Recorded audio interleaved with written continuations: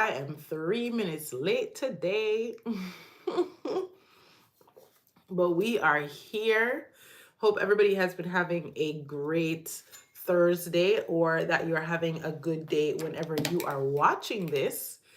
So the title of today's live is to reconsider your Amazon KDP success metrics.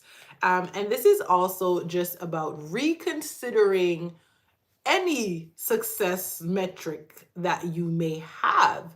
I'm gonna put my glasses on because I've been trying to make sure to wear my glasses more because these are not sunglasses, you guys. These are actually like prescription glasses. And I have not been doing, hey, Sherry, what's up? I have not been doing a good job of making sure to wear my glasses, so I've been trying to wear them more. But yeah, so today's live, I should say, is about reconsidering your success metrics. And this can be for Amazon KDP or any other platform that perhaps you are publishing on, as well as any social media sites that you are active on. And so this video stemmed from actually I've been reading this book. It's really, really old, but it's called 500 Social Media Marketing Tips. And I feel like maybe for these lives, girl, tell you what, I did get it. Yes, it's not physically with me right now, but I did get it. So yes, thank you so much for sending it. I'm excited to see it. I'm going to see it on Saturday. So Saturday, I'm going to go ahead and get it. But I did confirm that it got delivered because I'm still like in between moves for the most part. So I still have like my addresses are all over the place. But yes, thank you so much once again. So I've been reading this book, 500 Social Media Marketing Tips. And in the book, and this is something that we've talked about before, because I feel like in a previous live, I did say in a previous live, I did share that we should be focusing on the qualitative and not the quantitative. So that's the same idea. And I felt so good when I was reading through this book. And that was something that was also mentioned. Thank you for, the one that I posted today about social media strategies on TikTok or how to grow on TikTok. Thank you so much. That video has not been doing great, if that's the one that you're talking about. That video has not been doing great. And I was kind of wondering if it's because, well, one, I was talking really fast in the video. And then two, it's not like the full format for YouTube. All of my videos. Thank you so much, Sherry. But yeah, I may like kind of like do that video again and just share additional strategies because yeah, I don't know how well it's going to do. I mean, I hope it does well, but I don't know how well it's going to do since it's just like a TikTok repost. But so I did mention in one of the lives to focus on quality instead of quantity. So stop looking at your numbers like me just now saying, oh, that video isn't doing well. Like that's because I'm putting a quantitative value on the video, right? So I'm focusing too much on the numbers and not the quality or the effect. Because really and truly, if that video helps just one person grow their TikTok or grow on social media, then I should really consider it successful, right? So it's really about focusing on the one person who's watching your videos, who's supporting you, who's getting good information, good valuable information that they can use and change or transform their business. That should really be our focus and not necessarily the number or the metrics behind it. So I was kind of like, okay, sometimes you say something and you're like, this is the right thing and this is the right approach, but then it makes it so much better when it gets validated. So in this book, I don't remember, where is it exactly? Let me see if I can find exactly what they said. So they said, and this is by Andrew McCarthy. He said, reconsider return on investment metrics. So basically he's saying like traditional marketing, you may have to really look at the numbers, right? So if you're paying for ads, of course, you need to focus on those metrics because you're paying money for these ads. However, with things like social media, a lot of things such as like brand awareness, word of mouth, traffic going to your website or people checking out something else that you have to offer, as well as strengthening loyalty and engagement with existing customers, are more valuable metrics that you should be looking at, or that are equally as important as the quantitative. So he also said that these can all just be valuable in the long run, right? So maybe right now the numbers aren't looking at, what look like what they should look like, but 2 weeks from now or a month from now is when you're really going to see the impact of the things that you shared. So he said over a longer period of time rather than a short period of time, you're going to see the gains from those efforts. And that is just so true, because it's really the long game, right? It's like with social media and just the exposure that people get, that you get, but also thinking about the exposure that everybody else is getting and providing.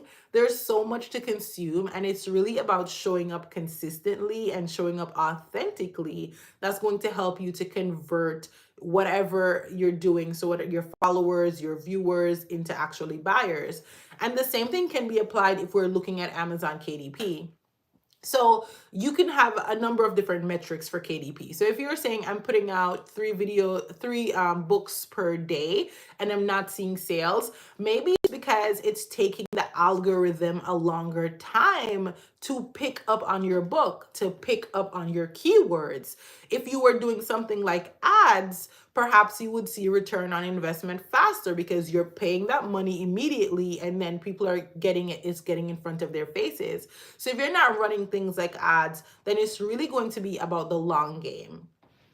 And if I think about and make reference to my experience with Amazon KDP, then that proves to be true, because my book that did well was on there for almost 2 years before it actually started making sales. So I was getting sales, I was getting a quicker return on investment on the books that I was consistently promoting on TikTok. So I would take a book, and I have a couple of them here.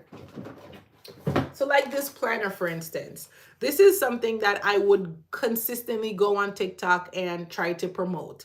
Or my locked hair care journal. This is something that I would have links from my blog going to that book, or I would have send out newsletters, because I had a community. I have an email list right now that has about 1,000 people on there who are interested in locks, who have locks and are looking to either take care of their locks or even grow their locks longer.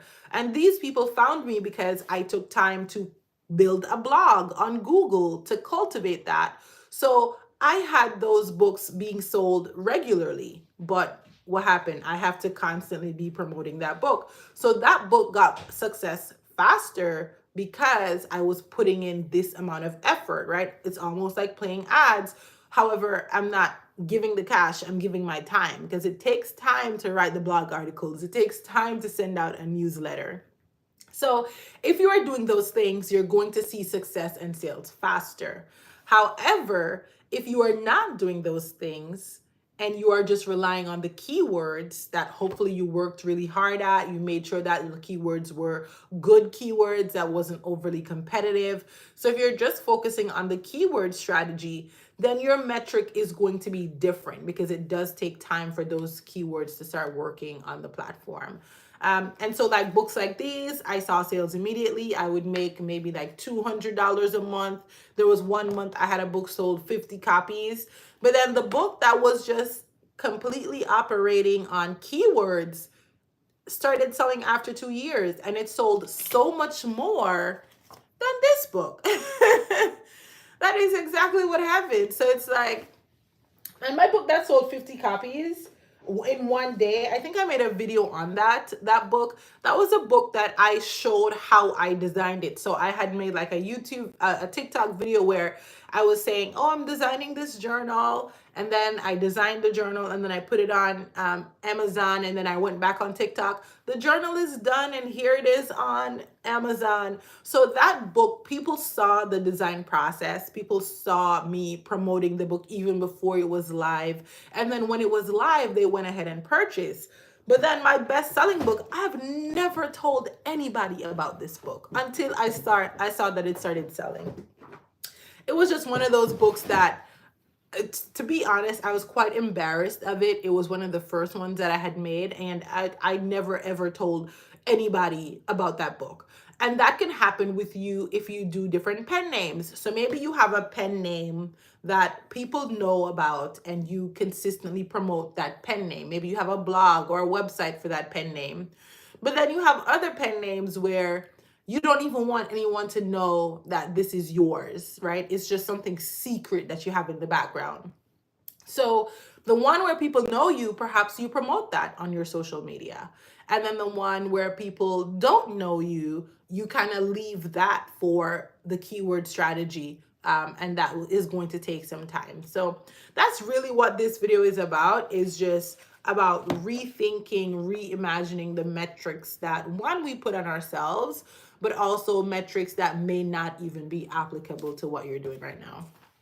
And thank you all so much for interacting and engaging with me through your comments. I appreciate it.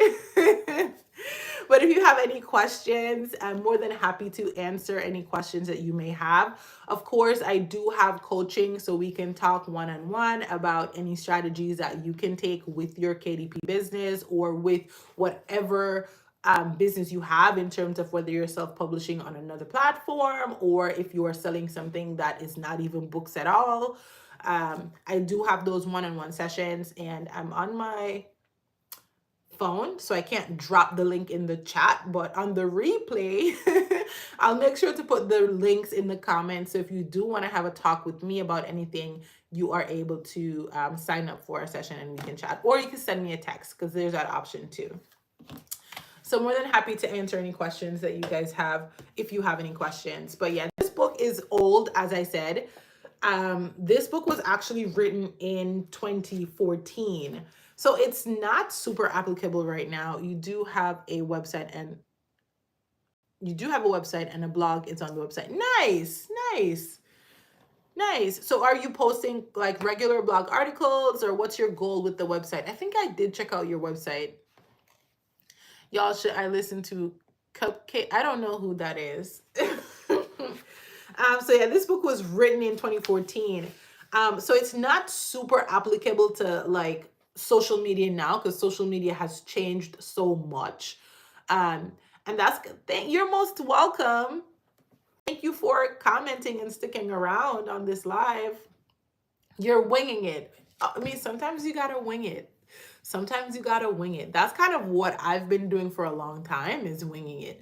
The only thing I didn't wing is my first blog. That's the one that sells my locked hair care journal, and it still sells it today. I really need to go through that blog and replace all the links that take people to Amazon and now take them to my republished version of that book.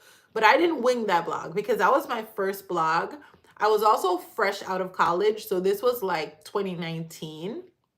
I was fresh out of college, and I didn't really have much to do, right? So 2019, out of college, no job. I started freelance writing on Upwork. And when I started freelance writing, I was like, okay, let me start my own blog. And then I was growing my locks at the time too. So I was really like into what I was talking about. You're trying to understand blogging. I'm not really a writer. Yeah, so true. Yeah, so I was writing on Upwork at the time, and I had my locks at the time. So it was something that I was interested in. And so I didn't wing it because I was in a place of learning.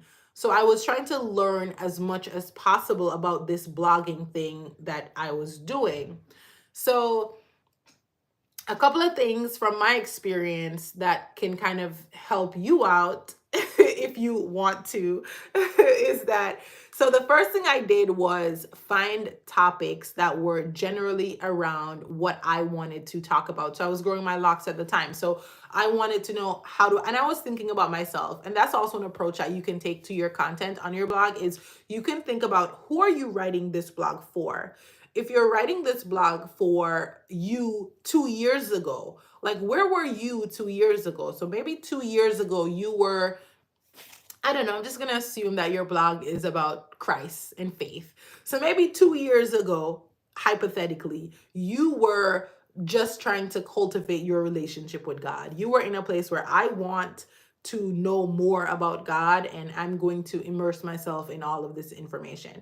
So if you were writing for you 2 years ago, then you would write posts that you would have benefited from. So maybe something like which Bible study to get started, or ways to spend more time with God, or because now you're an expert. Now you have developed your strategy for spending more time with God, and now you can share that with people who are just in their beginning stages of wanting to spend more time with God. So from my blog, I had locks, but I was actually on my second locked journey. So I knew a lot about when to wash starter locks, how to wash starter locks, the best products for your starter locks, how to retwist your starter locks. I knew different methods for twisting your locks and starting your locks. I knew all types of things about locks. So a lot of my content was that. So my best content on that blog is how to wash starter locks. So if you Google, and I haven't done this in a long time, but if you Google like how to wash starter locks, then my blog is going to be one of the first blogs to pop up. Because one, not only did I write about how to wash starter locks, but I actually use a software called Keywords Everywhere. And I looked for keywords that people would be searching for. So people may search for how to wash starter locks, or they may search for just washing starter locks, or tips for washing starter locks. So I use a variety of those keywords in my blog article. And I want to say it took about 4 months for those keywords to actually start working.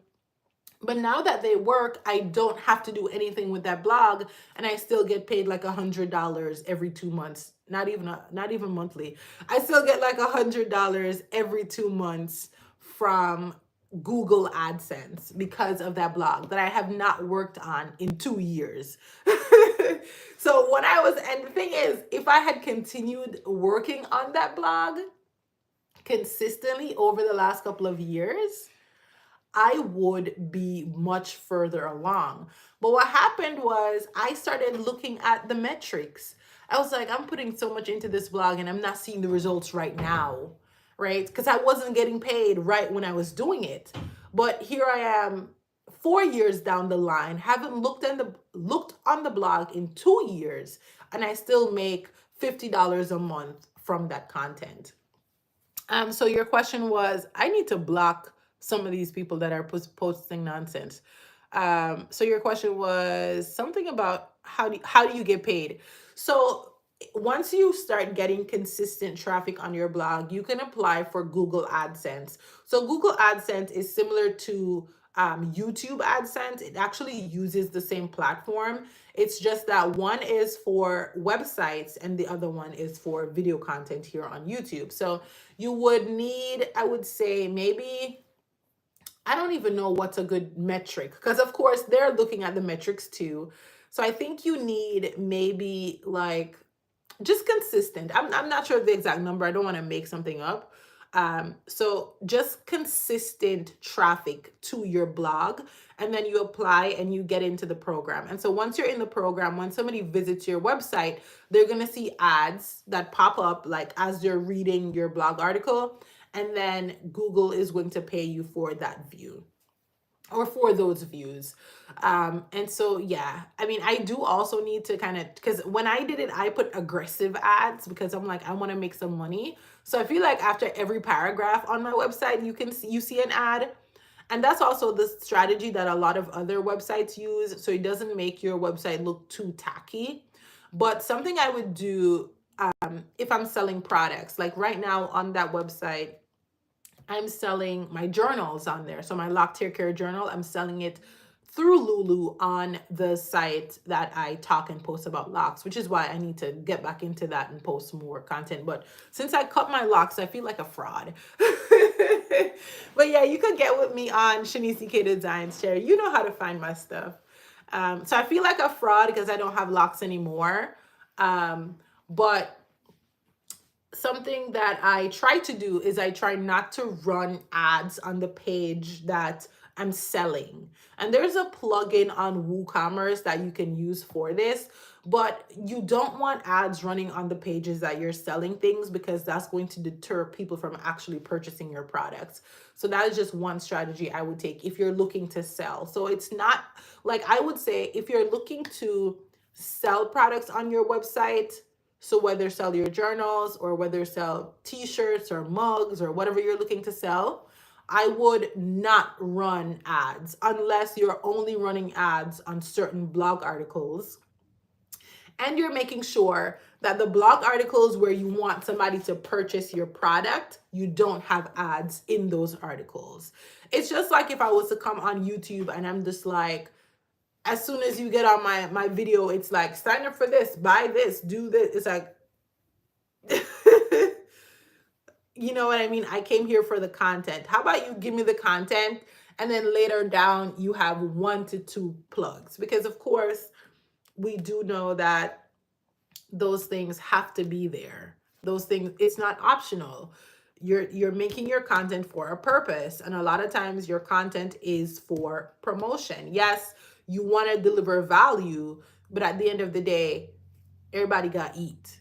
Everybody got bills to pay. If I don't pay my electric bill, I can't even come talk to you. If I don't pay my, you know what I mean, my phone bill, we're not going to even be able to have this conversation. So those things have to be in there. You just have to make sure that you're not being overly salesy or trying to promote more than you're trying to deliver value. So that everything else is going to come secondary to the amazing content or the value that you are providing. But yeah, that's kind of what was on my heart today, y'all. And last thing as we wrap up, because I usually hop off of here at about 12:42-ish. So last thing as we wrap up is my course. I'm working on my first course. I am so excited. So I decided to go with how to design sticky notes and notepads. I think I'm calling it how to sell sticky notes and notepads as the first course, because a lot of people have been asking, thank you. A lot of people have been asking me how to design the sticky notes. So my vendor list is on my website if you're looking for vendors for sticky notes, notepads, affirmation magnets, affirmation card decks, or some people use them for other different types of card decks. So if you're looking for something like that, that ebook is on my website, shanicedesigns.com. However, a lot of people are still asking me for a tutorial. Like they really do still want to see how to design these products. And so I decided that the best way to deliver that content is in a course, and it's going to be my first course. So I'm very excited to just kind of design the course and film it and put it out and get the feedback. So I'm really, really excited, and I've been working on that over the past couple of days.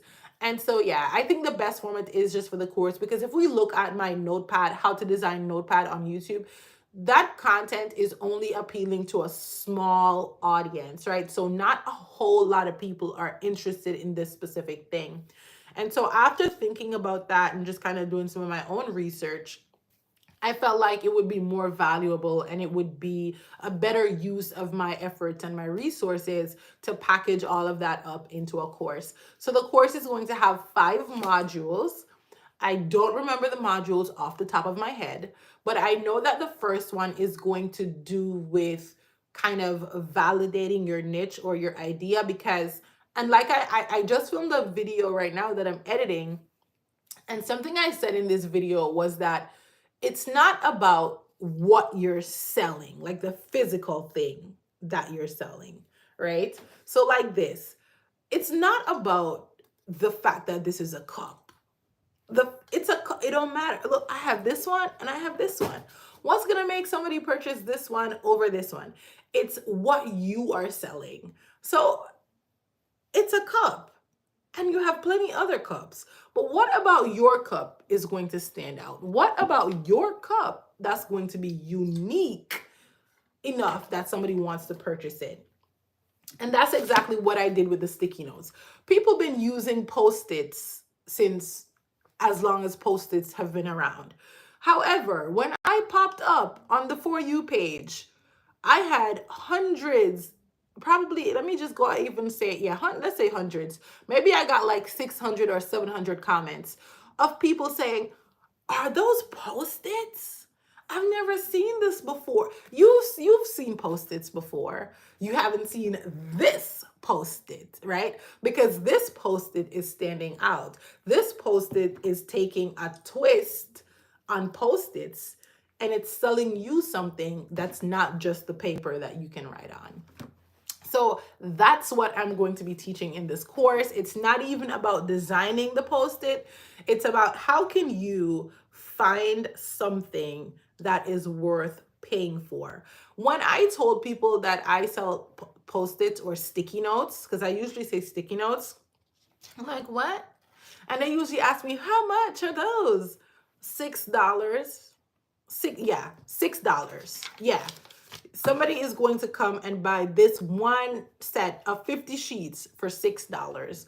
What would make somebody spend $6 on this when they can go to, you could probably go to the Dollar Tree and get you some sticky notes. So what makes somebody spend 6 as opposed to 1? That's what I'm going to be teaching you in the course. And so very excited for that. Who's outside? A truck just pulled up. I'm like, who's that? But yeah, very excited for that, and also very excited for the content that is going to be coming on my channel. Y'all, I'm stepping into my, I'm a YouTuber era. Okay, I'm stepping into my I make money online era, like 100%. Right? This is where I want to be, and I'm doing everything that I need to do to get there. So make sure you are staying tuned on my channel. Also, if you have any feedback for me, girl, listen, let's go ahead and just partner up. Let's go ahead and partner up.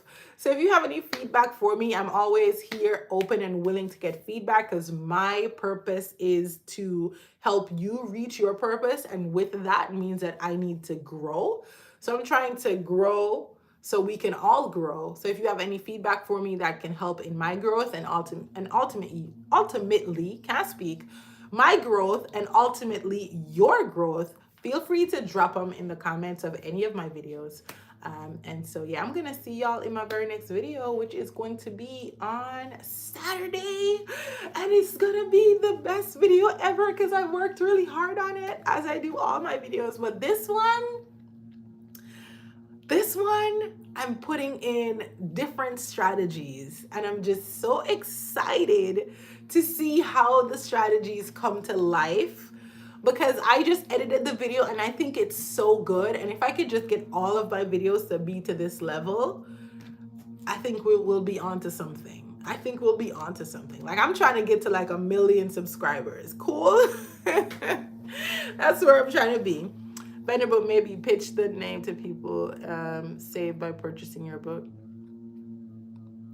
Oh, yes. Oh, let me write that down. Let me write that down, because it's so true. You spend so many hours. Like, if you're trying to find a good product, you spend so much time trying to find a good product. And as you said that, that's kind of what my video that's going to be on Saturday is about. It's about products that I spent the time searching for, and I'm presenting these products to you as a way to earn money in your business. That's kind of like a new direction too that I'm trying to take my channel. Is I'm trying to, I don't know, you'll see. Let me not just be here talking. Have a great day. Thank you so much for just tuning into this live and sticking around, hanging around with me and interacting in the comments. And I'm gonna see y'all on Saturday in my next video. Bye. Have a blessed day. Thank you, Sherry.